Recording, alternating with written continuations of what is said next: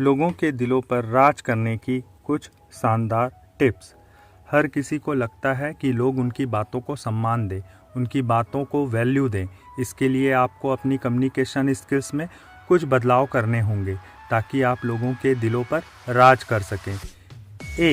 सबसे पहली टिप्स यह है कि आपको हमेशा ध्यान रखना है कि कभी भी किसी बेकार की बहस में ना पड़ें।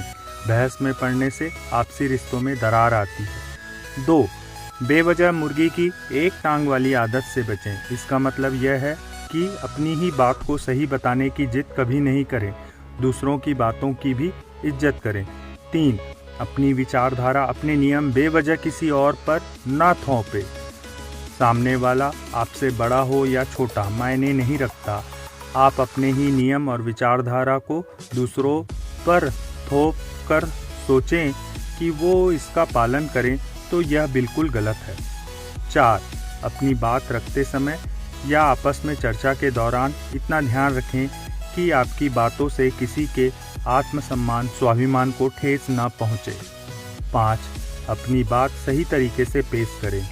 तैश में आकर जोर जोर से चिल्लाकर अपनी बातें कहना और अपनी बातों को मनवाने के लिए बेवजह दबाव डालना एकदम गलत तरीका है।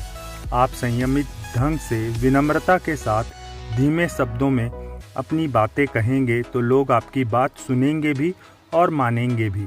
6.